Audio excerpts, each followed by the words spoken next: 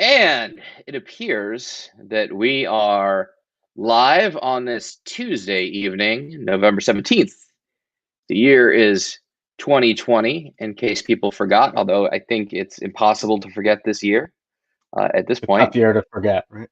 Tough year to forget for sure. As always, like to invite you to come on in, say hello, let us know where you're from. This is just Ethan. We're back after a month with the election in between. Last we had our anniversary, our 1 year anniversary special with lots of fun giveaways. Today we have a special guest. So I guess it's not just Ethan. We probably should have changed the name because we've had this planned for a while. So now I feel terrible about myself. Hi, Katie. But Gabe is with us. If you came to the OCD Film Festival, hi Tim, good to see you. You found us, cool. Hey Ethan from Austin, keen for today's film nerd chat, definitely. So yeah, if you came to the OCD Film Festival, Gabe was my what? Oh, I thought you said something. Sorry. Can you hear me, Gabe? Oh, I said that's for sure. Film nerd. Sorry. Oh, yeah, but there was a delay. I said that's definitely a nerd chat for sure. Yeah, for sure.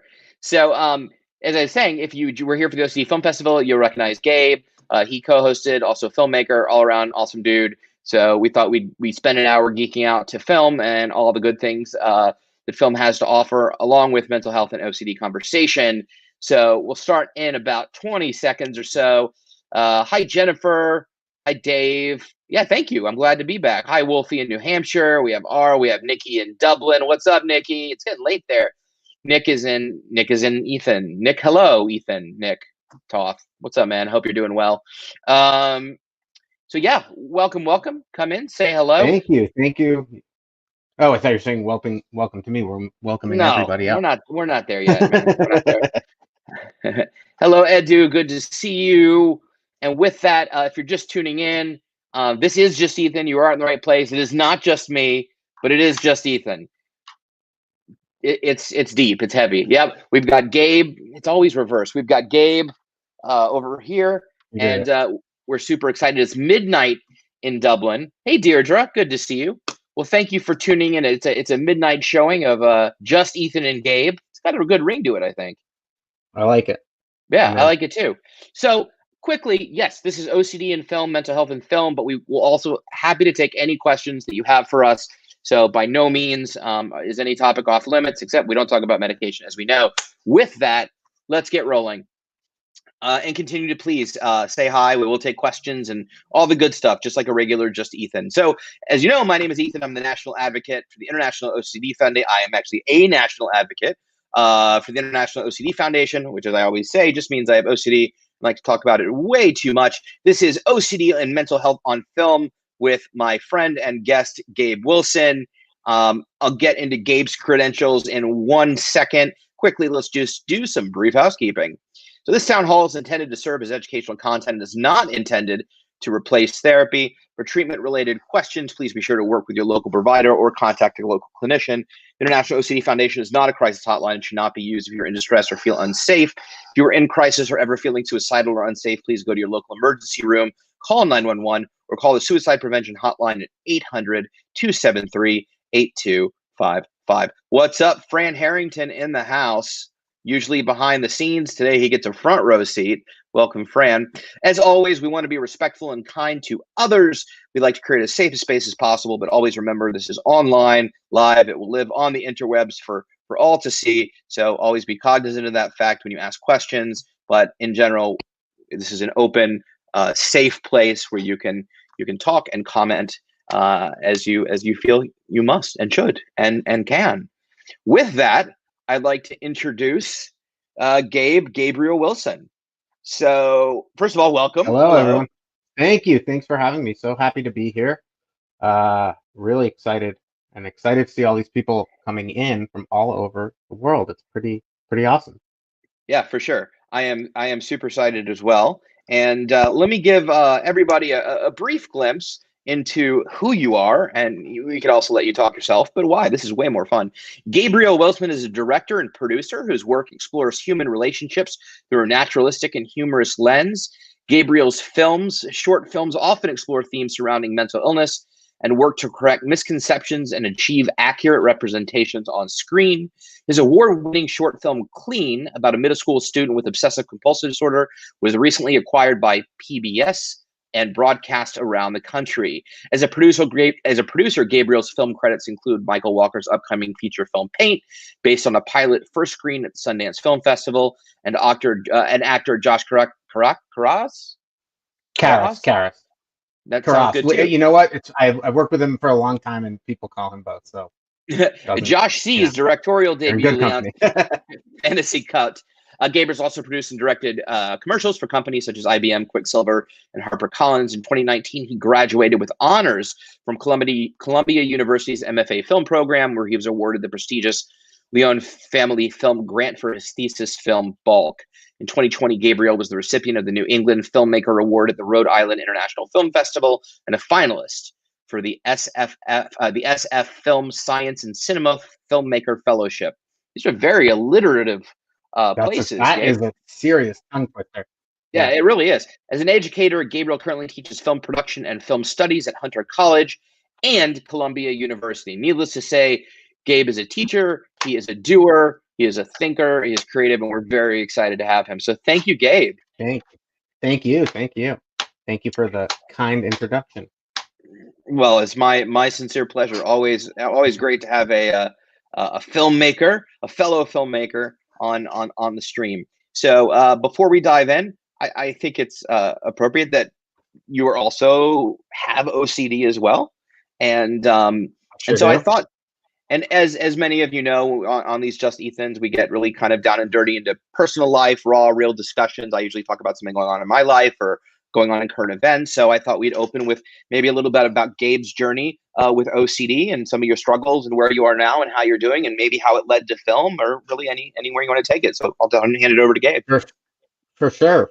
And, for me, it's, exciting to be able to talk in this forum about OCD. It's not something other than, through kind of fictional films, it's not something I talk too much about, so it's kind of cool to get to talk to a fellow filmmaker about it and talk to some people in the community. So I was diagnosed with OCD when I was pretty young, around seven years old. It manifested in, lots of checking with my parents and phobias about germs. And, it continued in that same vein for, all through middle school, high school, and really battled with kind of OCD and the way it distracted me from schoolwork, social life. It was a challenging thing, definitely in my younger years, and always have used, in my opinion, always tried to use creativity to kind of battle it. Obviously, I had one thing that was lucky for me, I always say I had a really wonderful support system and was able to be diagnosed at such a young age. So it was always,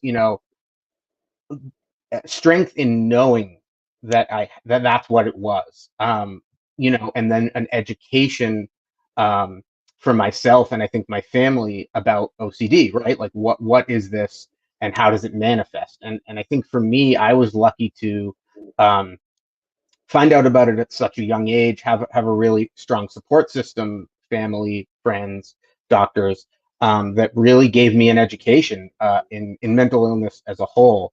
And I, as I got older, I kind of became more and more interested in OCD as, a storytelling tool, or mental illness as a storytelling tool. How do we tell the stories of people who have, suffer from mental illness or have OCD?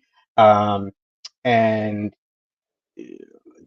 I guess for me, that's kind of become, in a weird way, a kind of hobby, which is a weird hobby to have, but watching films about mental illness and kind of dissecting them, figuring out why they work. And it became part of the education side of it for me, where it was like, if I could watch someone on screen that was similar to myself or had some of the fears or worries similar to me, I could connect to that. And that was a really strong thing, kind of, and that goes across the board for, I think, for became kind of a real coping tool. And yeah, I'm trying to think of more specifics. It's funny, a lot of my younger years with OCD, I just remember being anxious and not knowing why about germs mostly.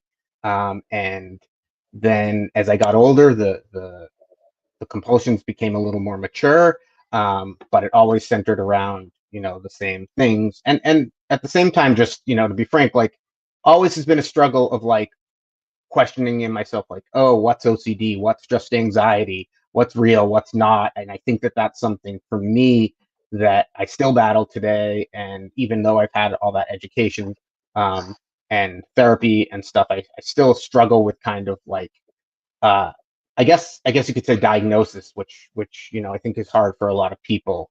People want to know exactly what is what, and we don't always know.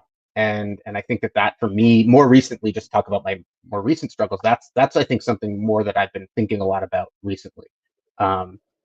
Diagnosis, prognosis, and like who do we categorize as OCD or not having OCD? Absolutely, and that makes a lot of sense. I think a lot of people struggle with that question of whether something is OCD or not OCD, and sort of the existential nature of it. And I know you're a fairly new father, so you have new responsibilities, Yes, and yes. as well. And I'm sure that is also Yeah. can trigger many things. So when you were diagnosed, did you actually get the proper treatment once you were diagnosed, or did it take a while to find it? I did. I did pretty quickly. I think, what was more challenging than getting the proper treatment was being of an age where I could understand it from a kind of, as you said, um, existential, uh, existentially, right? Where I was like always challenged with like, you know, what I felt was the stigma of taking, having to be called to take medicine in school, called to the office in school to take medicine, or explaining to my close friends that I had OCD and what that meant and why I got nervous or worried in certain situations.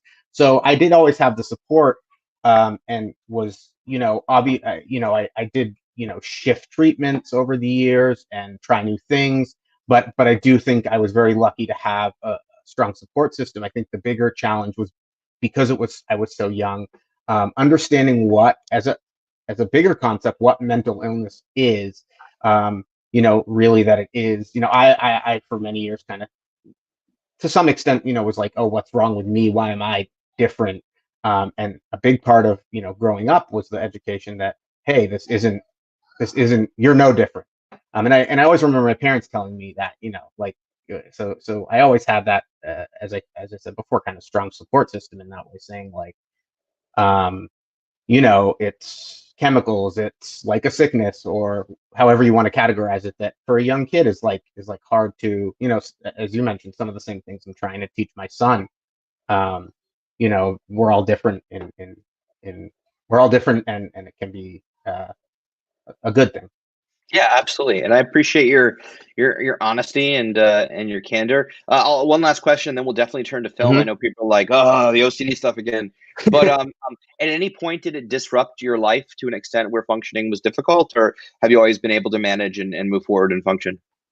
No, definitely has disrupted things, both from a kind of social standpoint and a and you know and a work standpoint. I think the biggest thing is to, being afraid to put myself in situations where I knew I would be worried or triggered, and have often felt like that's held me back from some, um, some from things I aspire to or want to do, but I wouldn't say it was fear, but yeah, definitely held me back from certain things. Always, what's an interesting thing as we segue into film, for me, a big thing has always been sleeping places, and a lot of it's interesting because on film sets you're always forced to go away and sleep on places, so it's like the ultimate exposure. Where like I sometimes have to, when I'm working on a film, like live in like a cabin in upstate New York for 2 months, and I'm like, that's my worst nightmare. And I will admit, I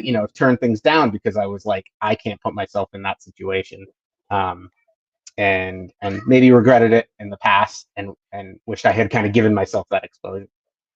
Yeah, it's really interesting. I mean, looking back as an actor before I was a filmmaker, I can rattle off 1,000 things that I avoided because the OCD was too scary, or leaving my family was too scary, and all the excuses I made, and the amazing opportunities I passed up. I also think it's kind of cool, though, in terms of what we're doing. I love the arts, and I love film, and I think maybe we can even talk about creativity Mm. and getting better. And people are afraid to get better sometimes because they're afraid it'll blunt the creativity. And that's a common Yeah. conversation. Yeah, Go sorry, ahead. Go ahead. No, go No, ahead. that's definitely something I've thought about a lot, and have talked about a lot, both with fellow artists who struggle with mental illness, who don't. This idea of this idea of what does struggle make you creative. And I think I've learned that there's no need to struggle with something that much to make good art. And just that just made me think of something, my whole life, you know, um, another struggle for me in that vein has been note taking or writing things down and wanting this kind of perfect document. And it took me a really long time to learn that the creative process is extremely messy, and it's messy both in your brain but also on paper. And for someone with OCD, who I would always struggle with, my handwriting being perfect, my not having a smudge on my page, I start again a lot, and that's always been a real challenge. Until the more I dove into studying art and teaching, also realizing how to kind of live with that messiness, which I guess as people who have OCD, we're forced to learn to do. Yeah, yeah. I don't mean to get too existential, if you will, but I love this Yeah. fact that we could potentially be brothers. I don't know. I'm a little grayer, but we could potentially be brothers. But also, I love this fact that for me, college wasn't an option with the severity of my OCD and Right. anxiety, and I wanted to go for film, and I wanted to go for acting, and I had a semester at Meadow School of the Arts Mm. at SMU, which is a conservatory acting school. I made it 4 or 5 months before I thought I had a brain tumor and dropped out. I love that you and I are in similar places with completely different journeys, Yeah. but both Yeah. with the OCD element. And I think that's really interesting and cool, and that we can collaborate in many ways. Having taken these completely divergent paths, having same similarities, but ending up right here, both in advocacy and creativity. Yeah. And that is very cool. And hearing, for me, and kind of diving into other people's stories brings new light onto mine, because as I mentioned before, it's not something I've talked too much about other than through work. Whether it's through writing or through painting or whatever artistic, thing I've decided to do, that, hearing you talk or other people talk, it's like, oh yeah, I that was me when I was a kid too, but I just, haven't thought that much about it. Yeah, Haven't dug back. Yeah. absolutely. So, for those of you that are watching, I definitely want to encourage you to pop in some questions. Let us know what you're thinking. If it's sparking any interest or conversation, I'd love to dive into movies. I've written some secret questions for Gabe, Hmm. which I'll get to in a moment. But I also did some Google searches and some research. So I'm super curious. So you teach film Yes. at Hunter and Columbia. Um, Hmm. and you also have explored mental health in film. Um, Give us a brief lowdown of maybe your curriculum and what you teach and why it's important and just where you come from. Mm, mm.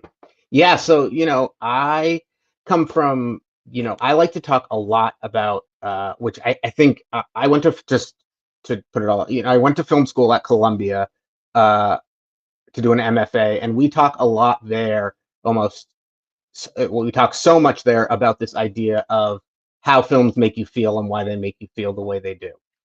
And for me, it is my teaching is often exploration of, both the technical things we do in a film that make us feel a certain way. So not necessarily was it a good film or a bad film, but why does that film do what it does to the audience? So for me, it is a lot about how do we use tools like shots, camera angle, even character background, story, to get at people's emotions. And because, you know, I have struggled with my own emotions so much, it's become kind of this exploration for me. So I like to try and take students from this place of like, film is entertainment, film is just something you watch and don't think about it, to a point where you're thinking, and you're thinking about why it's making you feel the way it's making you feel. And that goes across the board. I like to say that goes across the board for like all art, even things you watch on TV, you know, whether it's a Netflix show you're binging, a video game, or like a French film you went to a cinema to see. It doesn't matter. We can, there's cues in all of those, that the director or the writer have given us that make us feel a certain way. So for me, that's kind of what I like to talk about, how a director or a filmmaker achieves an emotional connection to the audience. And super interesting because, you know, within OCD and exposure response prevention and therapy, we talk about how those feelings, although valid, don't matter. We don't want to pay attention to how we feel. You know, in filmmaking, feeling is everything. You know, Yeah. for the audience and the filmmaker, we want to, no different than a painting or a piece of music. You know, we want to evoke feeling, and we hope to evoke Mm. feeling, and we have specific feelings that we want to evoke. So it's quite the contrast between, you know, the therapy and the art. It sure is. Also, go Yeah, ahead. sorry. Yeah. No, And no, I no, think you're that good. that can definitely be a challenge in the, you know, capacity of making art. It's like you know, a lot of the you know, people will see a piece of art and be like, oh, that completely destroyed me emotionally, and like I think that that's true. Like I'll sometimes watch something and actually it won't be easy to watch, and uh so as you're kind of saying, yeah, it is important also, to kind of remove the curtain and be like, this is a manipulation of your emotions. It is not real. And I also think, you know, that is something I've tried to teach, that like try and take a step back and look at film, and see how things are manipulating you. And in the same sense, like don't pay too much attention to your emotions. Think about, you know, the what it's doing to them. If that makes sense. Sorry if that was a No, little you're fine. convoluted. And what's interesting is, you know, with just tying into OCD on a deeper level, I mean, intrusive thoughts are films. You know, we're watching these scenarios play out in our heads, whatever those scenarios are. And, you know, sometimes Right. they're thoughts, but for me, they're very visual. You know, I see Mm. things very visually, you know, multiple times. And, you know, they can be very easily films in my head. But I think being able to watch them from that objective point of view is a much healthier place. Um, to really do it. Dave has a great question. I was also going to say, Mm. let me throw out to everyone who's watching, like, what are either some of your favorite films or some of your favorite films about mental health or OCD, and or what is a film that addressed mental health or OCD and really pissed you off, or the way you saw Mm. mental health portrayed really aggravated you, or you felt stigmatized or upset. But Dave wrote, what is one of your favorite movies that really moved you, and why? That's an interesting question. I'm trying to think, um, more recently what I've seen that really moved me. I will say, you know what I saw recently that moved me was Marriage Story, the Noah Mhm. Baumbach film, and it was, I mean, not super recent. Adam I Driver, wrote that, Scarlett Johansson. yeah, I wrote that Yeah. down because I was really interested in that film. As like, it's not a film about mental illness, but it is a film about very strong emotions, and I think it does that really. It really tackles them well. This idea of feeling, um, depressed, sad, and manifests that through its language and also through how the characters move. I really love how that movie is blocked, like almost like a play. And you really get a sense of the characters and the kind of the weight that is on them. And so that was something recently that I saw that I was like, wow, powerful um, this is a really powerful film that isn't about mental illness but speaks to it. Yeah, that makes a lot of sense. And I actually really liked Marriage Story. I'm going to answer the same question. I don't know. For some reason, I always cry like a baby at the end of Big Fish. Um, I don't know why.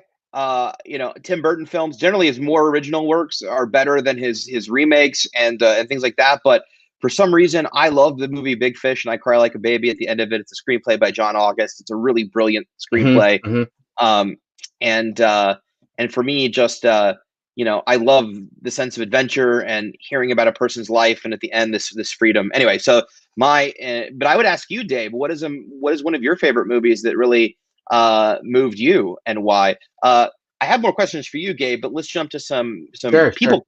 I just want people. Also John August, probably the best screenwriting podcast there is out there. Has taught me a lot. For sure, he's brilliant. Sometimes I'll read his scripts just to the way he writes is really brilliant. So Tim asks, what are your thoughts on nonverbal communication in film? I'm reminded of an acting coach who made us watch the Godfather Italian restaurant scene with Michael and the police commissioner with the volume turned down. So what I think a lot about is both those things is like, how does the camera move and what is the camera telling us? So I think if you mean nonverbal in terms of like just watching and how something is cut and how it's emotionally expressed to us visually, I think that is often the strongest part of a film, right? Like that gives us the most cues of how to feel. And I not to get too much into this, but like I'll give my students an exercise and give them the same scene cut 2 different ways with different camera movements, and they often, one is much more emotional than the other one. I also think Ethan could probably answer this better because he is an actor. But I also think actors just amaze me every day in the kind of emotion and vulnerability they can show verbally, non-verbally, or even in the way they say a word. And that's something that I like as a director, just try and create a safe atmosphere for that. I don't know if that answers the question, but that's just what pops into my head when I think about nonverbal moments in film. Yeah, Tim added the actors expressed communication, all the tension without speaking a word. And to Gabe's point, that is acting. I think from a screenwriting perspective too, it's like, people don't realize that like you want your film to resonate without dialogue. Like the dialogue is the icing on the cake that should already be there. And so, when you want to see, it's a visual medium. And so if you see people talking about what they're doing, that's a crappy script. Right. And I think in that same vein, sorry to just kind of jump on that question, like there's so much is also through how the camera is giving us information, whether you were watching the news or whether you're watching, whatever we're watching, the camera and its movement and angle is making us feel something. So I think some of the work is the actors, but you can also take a not so strong performance from an actor and really make it much stronger by how you move or use a camera. And the music. I think today, and music, all the kind of elements and the lighting, and all those aspects. And I think we see so many images on a given day these days, especially now because we're all talking over Zoom, that like I don't think and even I do this, like I don't often think about like how the way you're seeing me affects your feeling about me. You might all get off of this and say, oh, he seemed like such a happy guy, but a lot of that is because of the light and because of the there's a lot of different ways you can get things across. Absolutely. So thank you, Tim. Great question. Stacy Hirschman wrote The Touching Tree from Jim Callner, the first movie about a boy with OCD. I actually am not familiar with that film. Are you, Gabe? I'm not either. No, but I'm going to write it down. We're going to write it down. Thank you, Stacy. Nikki Emily wrote, what's the best representation of OCD you've seen in a full-length film? Throw that to Gabe, as opposed to my other guests. Yeah, I mean, this is a question I've been thinking about for a long time. And especially when we were doing the OCD Film Festival, Ethan, you and I had a quick chat about this. But I think, for me, it is hard to say what is the best representation of OCD across the board because everyone's experience is so different. So I wouldn't say that there's one film that does it right. It may do it right for you and not do it right for me. So I think that I'm hesitant to say like this is the one that shows OCD correctly because it's all about our own personal experiences. And I think the truth for me is there I think I'm connected to. There are more films that don't say they're necessarily about OCD that probably feel relevant to my personal struggle with OCD than ones that do. Like I've seen As Good as It Gets, I've seen The Aviator, and those are very different than my experience. So I can only look at them as like a piece of art that's very different to, again, different to my experience. But there are other movies that connect more to me that maybe don't necessarily say out loud, about OCD. One movie I was thinking of the other day, which isn't OCD, but is Silver Linings Playbook, David O. Russell film, which I love, and that is about someone who's bipolar. And again, although um, I'm not bipolar, but it spoke to me in a way. And somebody I just see says "Woman Under the Influence," yes, probably, one of my favorite movies of all time. So uh, again, not something that I relate to. My experience is not similar to that, but just such a good movie. Whether or not the portrayal speaks to you. So that's a long-winded answer to your question, but hope that helps. Most of my answers are long-winded. You're in the right place. There's lots of long wind in this conversation. Yeah. We'll need more time next time. But for me, Nikki, I really, whether I resonate or relate to the film or not, from an advocate standpoint, my question is it an accurate, non-stigmatizing portrayal? And that's really how I delineate, quote unquote, best representation. Right? Could be a movie that I hate, could be symptomatology that I don't personally relate to. My question is, is this person loving their OCD? Do they think it's hilarious? Does it make them cool? For me, Monk is a crappy representation. It's a superpower. They don't address his suffering so much. It really helps his business, and he's brilliant at what he does because of it. So it comes off as a cool quirk. To me, that can be damaging. And so I kind of look at films like, I love The Aviator. He played Howard Hughes. Howard Hughes struggled, immensely from OCD. We saw that pain and struggling in the film, and so for me, that was a good representation of OCD. Could I relate to his OCD? Not personally, because I didn't have the same thing, but I think that was a good representation of OCD in a film. So that's kind of how I separate good representation from an artistic choice that I connect with or not. So great question, Nikki. I appreciate it. Martin wrote 7:25 p.m. I'm curious what you think about showing something very specific like OCD on screen, and whether an audience without OCD will be able to connect. I'm creating a project specifically about OCD therapy, and a concern is that it's too specific of a problem for a wider audience to care about. I'll take that, Martin. It really depends. Like without, it's really hard to know without the knowing who the audience is you're writing, you're making this for, and whether it's a fictional narrative or a true story or documentary, or whatever. Gabe has made narrative shorts on OCD. The one that he sold to PBS, Clean, which was excellent. I've made multiple documentaries on OCD, and at the end of the day, who are you targeting? What is the context of that target audience? How specific can you get to that target audience in terms of your marketing? And also just like, what is the setup? How are you explaining it? And engaging. Again, it's all about knowing your audience. If I know that I'm going to let's just take something simple. If I'm going to go speak to an audience that already is well versed in OCD, I'm not going to bring up the beginner stuff. I'm not going to bring up basics about OCD. I'm going to launch into the more expert conversations. If it's a group of people that don't know anything about it, I'm probably going to start very simply, but without knowing sort of the medium that you intend. If it's specifically for a project about OCD therapy, so is it for therapists? Is it for sufferers? And if so, what is your goal? What are you trying to get across? What is the level of detail that you're trying to portray? I don't know, Gabe, do you have thoughts? Yeah, I would agree with that. I think a lot of it is, about who you're making the film for. Is it a film to kind of educate? Is it a film to entertain? And not that that's going to change, the way people are going to react to it, but I think it might change how you approach the production itself.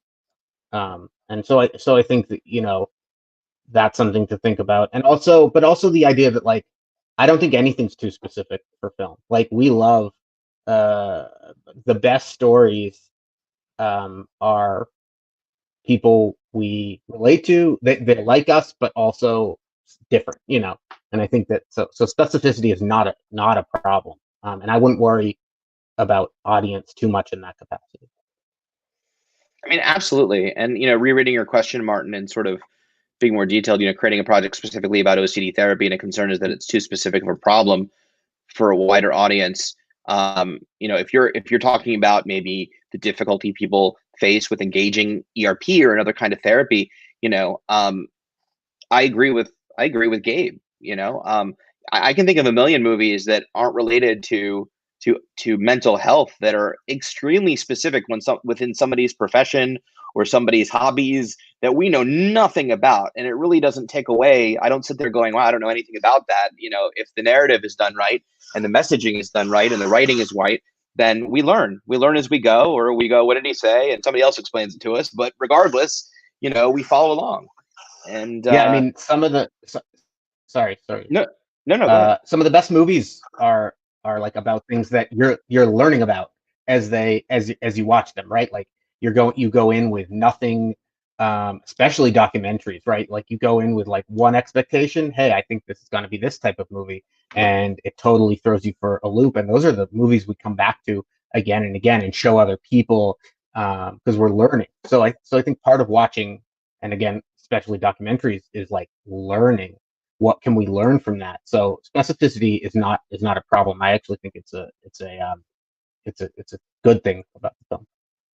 Absolutely. So good question, Martin. I look forward to hearing more about your project. Katie at 7:25 p.m. wrote, "I work with a student who battles OCD and other mental health struggles. They would like to be a writer or enter the film industry to raise awareness for mental illness. What is the biggest piece of advice you would give a young leader seeking to turn their pain into their purpose?" Great question, Gabe. I think that trying to get your creative thoughts out, however that may be, especially when you're young, is like just make things. Don't worry too much about industry or how a job, when you're younger, obviously, and just keep making stuff, and that's what I always tell my students, and use that kind of pain or pain or struggle to tell an interesting story. I would also say at the same time, like, be a detective. That's another big thing that I always like to say, like, watch everything, watch everybody, and think about how people interact with the world around them, and tell those stories. Yeah, absolutely. Also, like, I always, especially when you're dealing with OCD or any other type of mental illness, it's so easy to get in your head and let that be the deterrent that stops you from moving forward. So, really, beyond just going for it and not being afraid of, how it turns out or what it looks like or what other people think. Just putting finger to typewriter, is that a thing? Or typewriter? No, finger to keyboard, or pen to paper, and just get stuff dirty and just put it Mm-hmm. out there. It's like you read a documentary, or you read documentaries. I'm killing it tonight. You watch documentaries, and like and I love Mel Brooks, and he talked. He wasn't trained. He didn't go to school for it. He was just funny. Right. And he did his thing. And regardless of whether people thought he was funny or not at the beginning, he's like, I think I'm funny, and my stuff I think is funny, so I'm just gonna do it. And I don't care. And at a certain point it caught on, and it turns out he's really, really funny. And that's why art is subjective. I know lots of people that think none of Mel Brooks stuff is funny, and they're none of those people are my friends. So but I mean, that's an important thing, is that because art is subjective, and and there's no right or wrong to art. It's art. And so I think just putting it out there, and trusting in yourself and what you do, and believing in that, and just go for it. And Yeah, and I think there's a lot of people who, just another thing that kind of I thought of with that is, especially when you're young, like people in film and specifically are very reactive to what they see being made already. And the truth about something I've learned about the industry is the industry is always looking for new stuff, right? They're not looking for what's been done before. So I think one danger of like looking at what's already out there in that capacity is like, hey, I'm going to make a film like this or that, then you kind of, or worry about like, how am I going to enter the industry? Then you lose a bit of your uniqueness. And especially for young people, like I wish when I was in high school, I had worried less about, you know, what people thought about my art or what I was writing, and just wrote more from the heart. And that's really, I think someone just said, you know, begin by writing. You should just write or paint or do whatever. That's the way to start. Yeah, I totally agree. And just to add to that,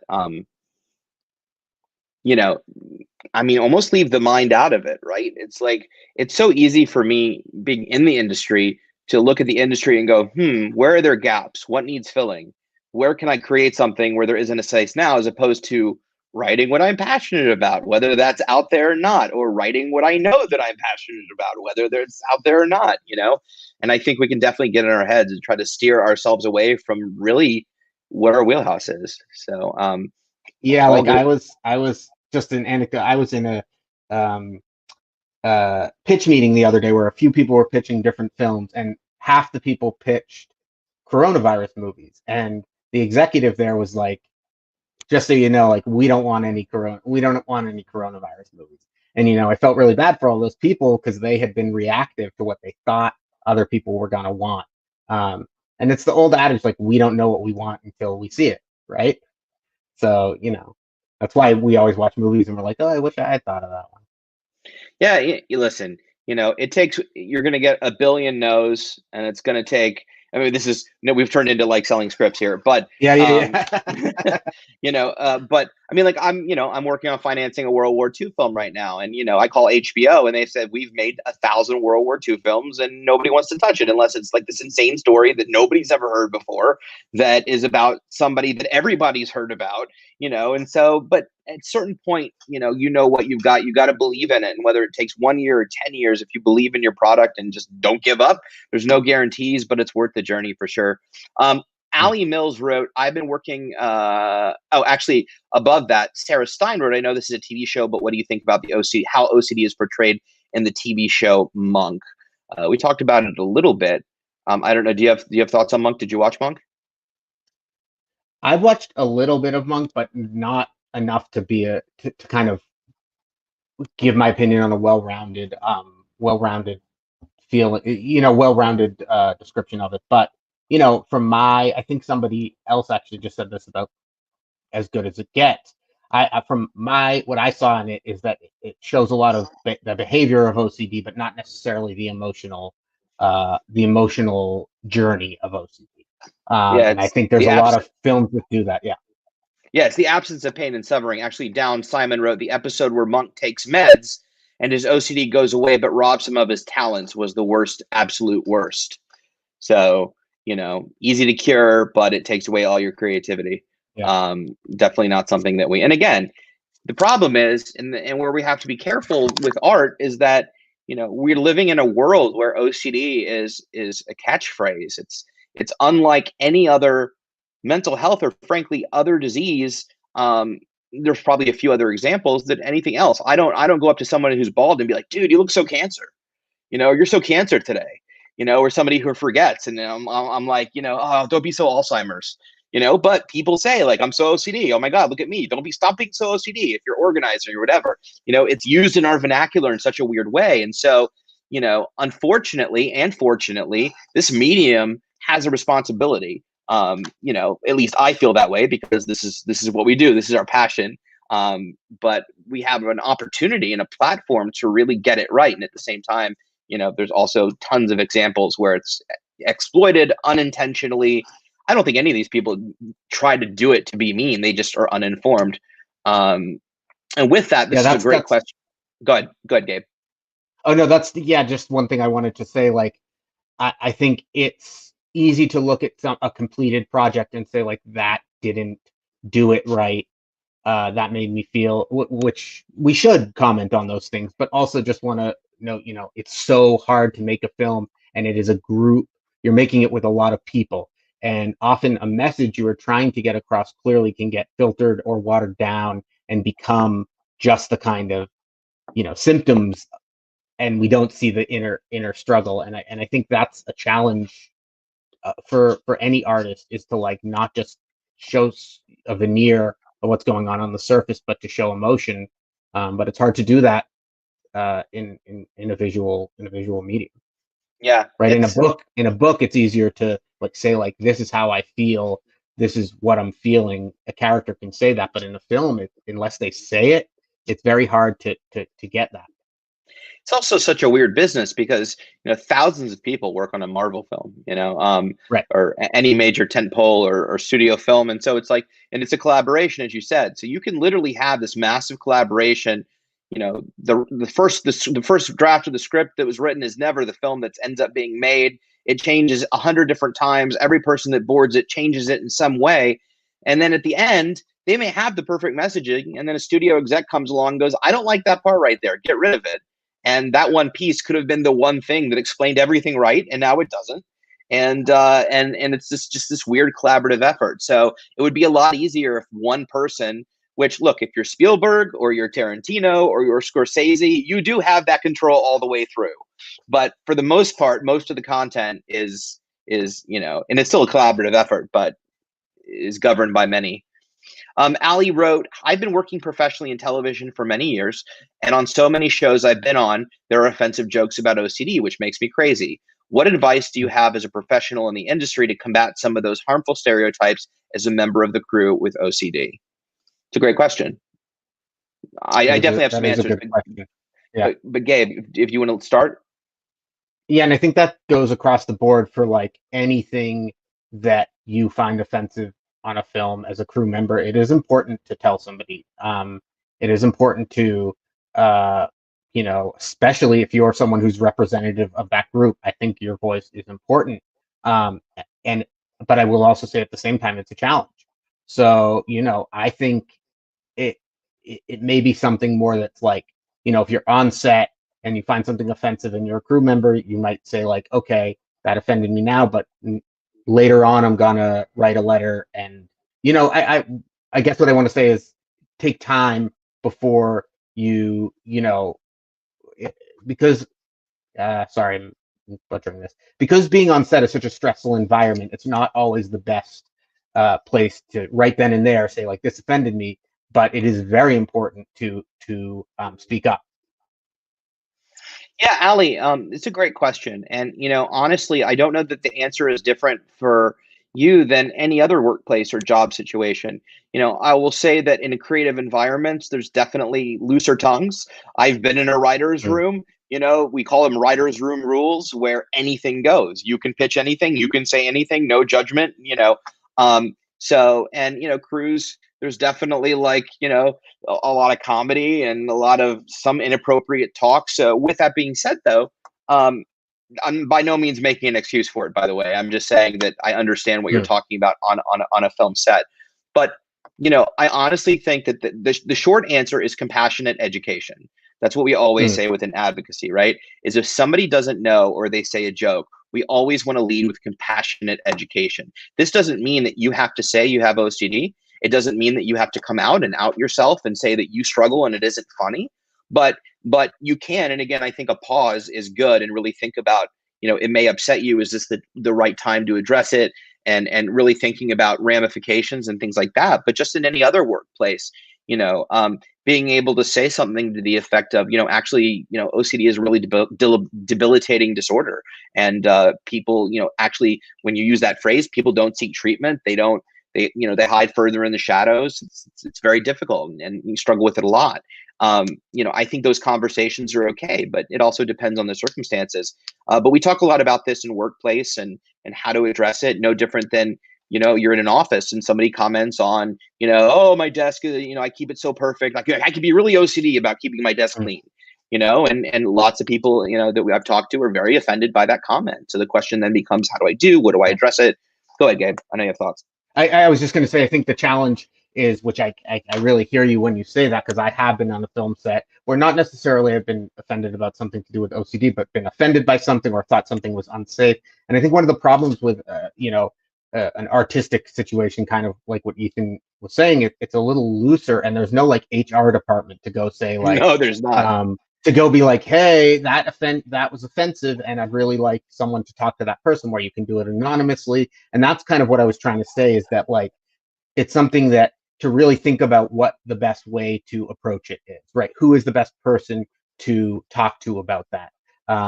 Is it right? It's probably like if an actor, for example, says something that's offensive and you talk to them, they're like, well, those were my lines, you know. So like who do we tell these things to? And to be honest, I don't have a great answer, other than like try and find someone who you trust that can, you know, let people know. And Yeah, I again, think always the creative force behind it is a good person to tell.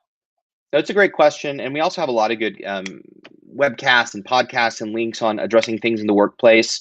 So you can definitely check out some. Jess, I don't know if we have any specific links on the iscdf.org website for talking about it in the workplace, though I know we have a lot of content.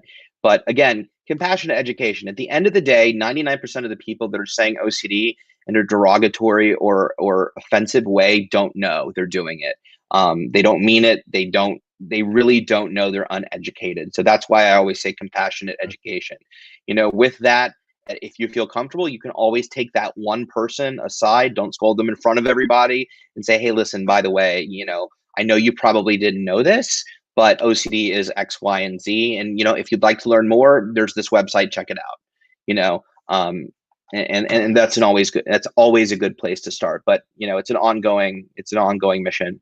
So thank you, Ali. Great question. Yeah, and I think that's a very good answer, what you said at the end there. Like, it never hurts to pull someone aside and say like, hey, that made me feel like this. Whether you're on a film set, in an office, wherever you are. Exactly. Stacy wrote the movies Patch Adam and As Good as It Gets are two movies that have helped me.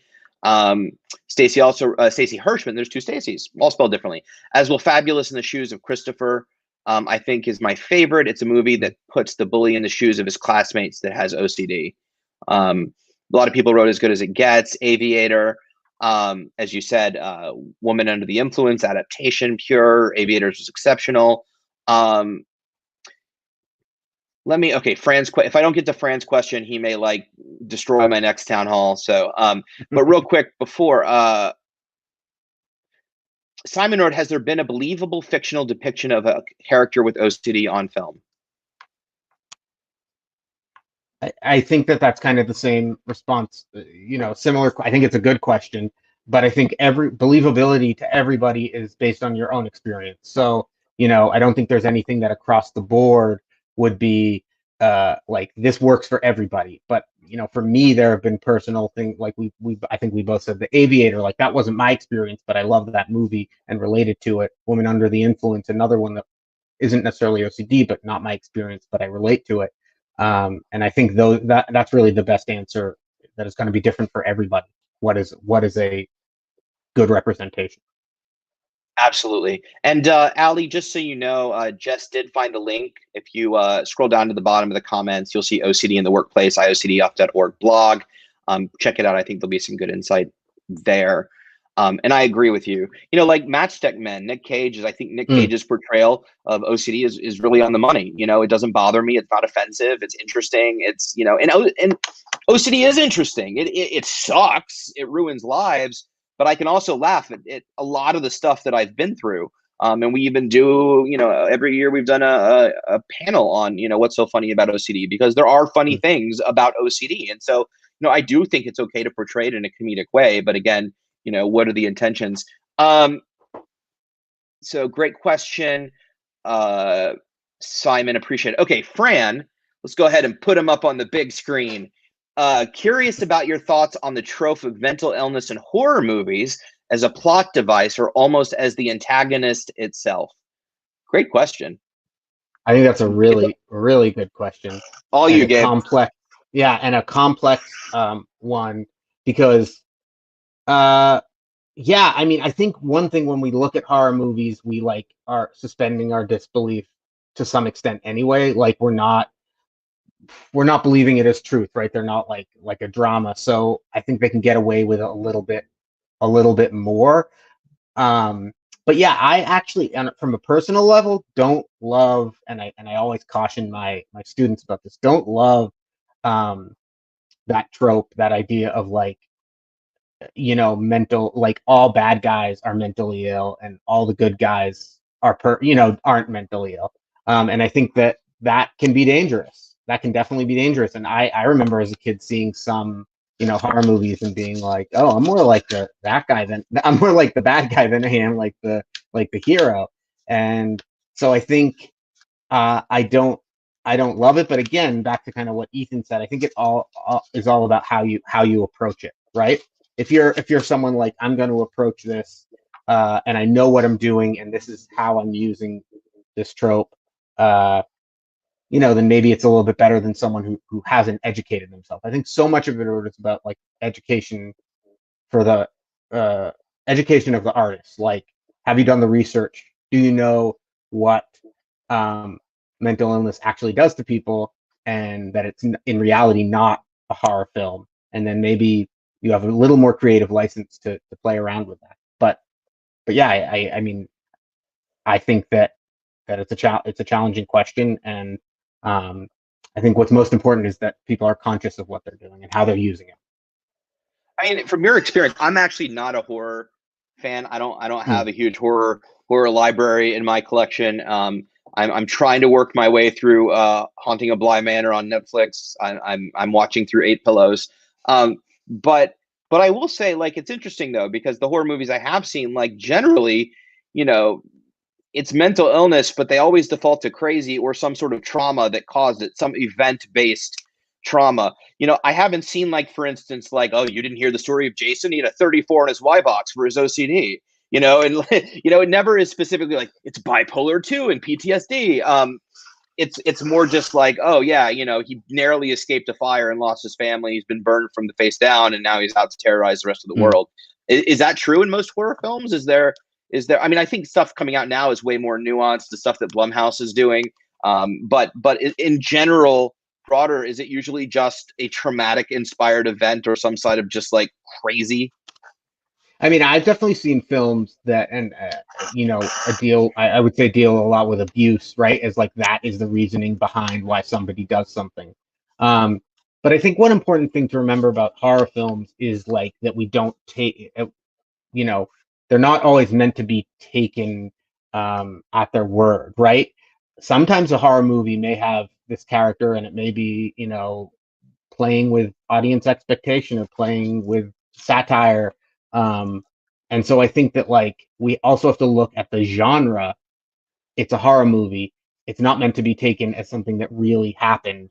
So I think you can have a little bit more creative license to play around with that type of thing, backstory, what somebody's went through, and not necessarily be like clinical about it.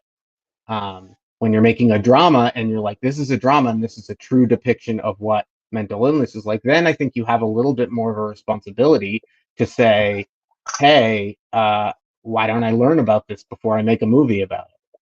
But again, with horror, like we already know that it's fake, that it's meant to scare. So I think in some ways that makes me feel more comfortable with some of those representations. That's a great answer. Thanks, Fran. Appreciate it, buddy. We're going to go a little bit over just because there's some good questions here. If you have the time, Gabe, I already checked with Jess and I got the okay.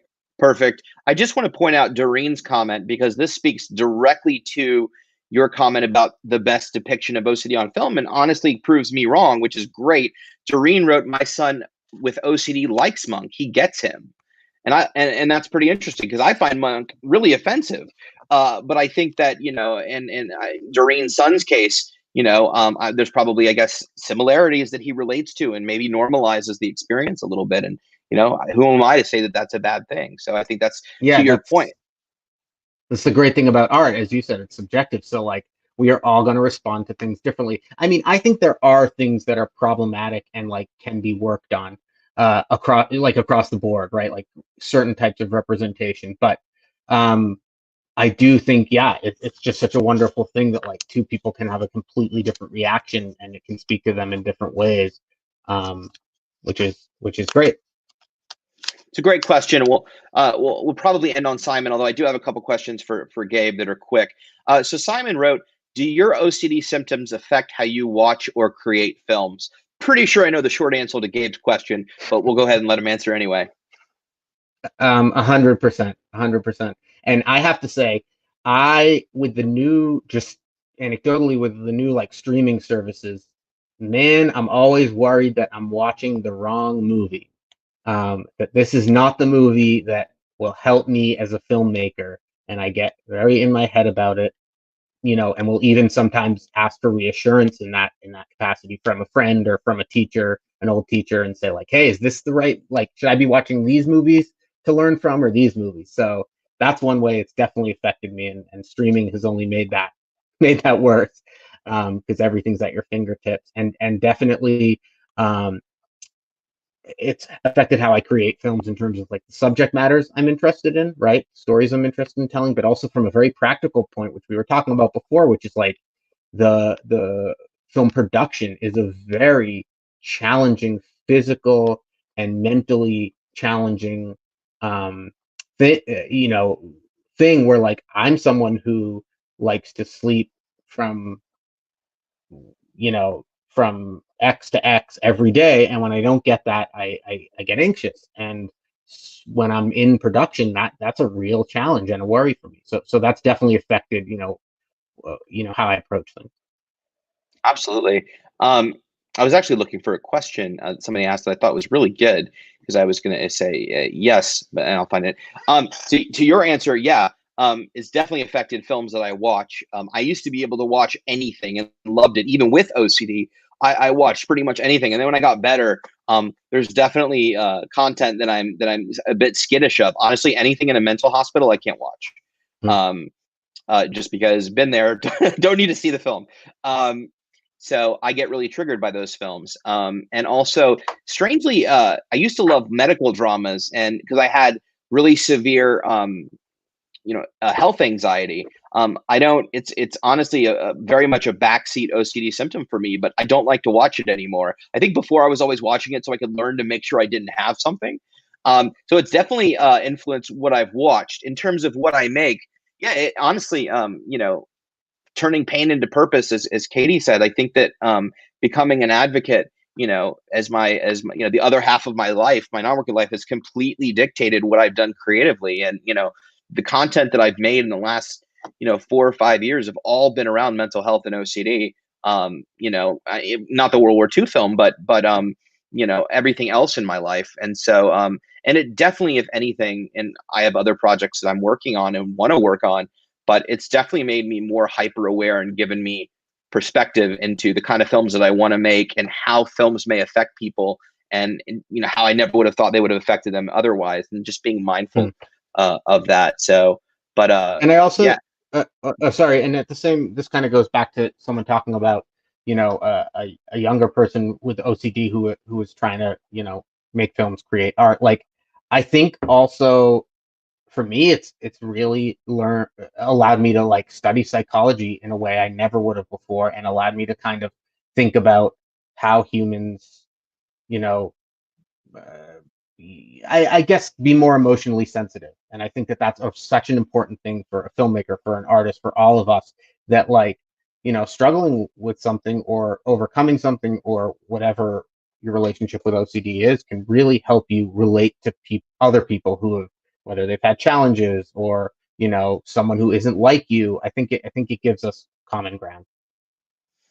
The last thing I'll point, absolutely, Gabe, I totally agree. This is it's more of a comment, but I like it. Stacy wrote, I think there are specific times in our OCD lives that certain movies, films, shows, books are helpful, and sometimes they're hurtful. We must be ready in our therapy to incorporate these education methods into our lives. This has been my experience. It's hard to explain. Actually, you explained it very well, and I relate to it quite a bit. In fact, I just touched on it about shows that I used to be able to watch that I really loved, and now they aren't so healthy for me.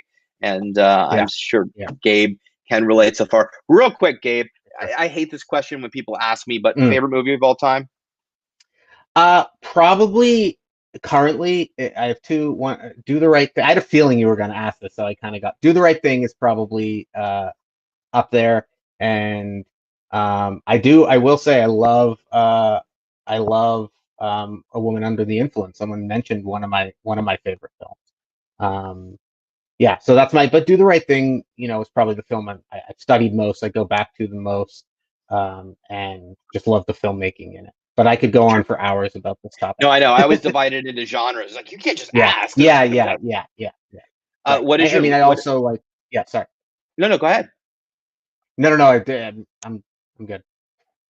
What I feel like inside the actor's studio, when you get up Yes. to the pearly gates, James Lipton. Yeah. This is a harder question, but what is your least favorite movie? What is a movie that is just Ooh, turns your stomach? that is a really interesting question. You know what the truth is? I like everything. I mean, like bad movies, so I know that they're bad, and I still like them. So I guess that's kind of a non-answer, but I wouldn't say I have. I mean, there's some movies I see that I'm like, this is just made badly, right? Like made badly, and I can't honestly, I can't think of one at the top of off the top of my head. But Yeah. like, for example, not to offend anyone here, I just watched all of Emily in Paris, and like I completely enjoyed it, but it was one of the worst things I've ever seen. So like, so I that's feel the kind of same way. my answer. I feel the same way with most Adam Sandler movies. Not in the beginning though. He did very well, and Yeah, Uncut Gems was very good. Last question. I right, know we're right, running out of time, and right. just probably has a life and wants to run. You touched on this movie, but curious, was there a movie that changed your life? I would say that a genre, like a introduction to a certain kind of genre of films, which was these kind of naturalistic um, films that were made in the 70s, like learning about Robert Altman and John Cassavetes. So I wouldn't say a specific film, but certain filmmakers and their approach to filmmaking, I would say changed my life in terms as an artist. Love that. Incidentally, my favorite movie of all time is Gabe may roll his eyes as Spaceballs. Um, No, I have no it, problem with that at all. It is also if anyone here ever breaks into any of my online accounts and you're asked the security question, what is Ethan's favorite movie? It is Spaceballs. So if you get that far, you deserve to know that answer. Fran wrote Avatar, worst movie ever. Good thing they're making 4 more. That's a good way to end it. That's a good way to end it. Absolutely. Yeah. Yeah. So yeah, we're looking forward to 4 more for the cost of $8 billion. All filmed at the bottom of the Mariana Trench, I'm sure. With that, that concludes our Just Ethan OCD mental health on film. I want to thank Gabe for joining me tonight and taking time out of being a professor and a filmmaker and a father and a husband to join us for a little while and have a really cool discussion. I also want to thank all of you, of course, for your great comments, good questions. If we didn't get to your question or you have other thoughts, you can always email. You can email me at justethan@iocdf.org. You can also, if you have a question for Gabe, please feel free to email me a question for Gabe and I will pass it along and get you an answer. There's the email address below. With all of that, thank you, Gabe, for being here. Thank you all for joining. If you haven't already, and well, actually, I always thank the IOCDF. I'm out of practice. It's been a month. Thank the IOCDF and, of course, my partner behind the scenes, Jess, for doing her digital voodoo. Also, thank you, Jeff. Thank you, Jess. Tomorrow, for professionals at 3 p.m. Eastern on Facebook and YouTube, you can join Dr. Liz for Lunch and Learn on OCD and hoarding. She's got Dr. Carly Jenko and Dr. Ayers. I think it's going to be a really good conversation on OCD and hoarding. So you can definitely check it out. If you haven't already, you want to be notified about all the programming the IOCDF is having over the next month. Definitely be sure to subscribe and follow on Facebook and YouTube. You can also follow on Twitch. I don't know why I need to say Twitch like that, but it just seems like the appropriate way to say Twitch. Anyway, until then, thank you so much for spending your Tuesday night with us. Thank you again, Gabe. As always, you can contact the foundation at info@iocdf.org or me at justethan@iocdf.org. So until then, have a wonderful night. Stay safe, stay vigilant, feel the feels. Don't let OCD off the hook, and we'll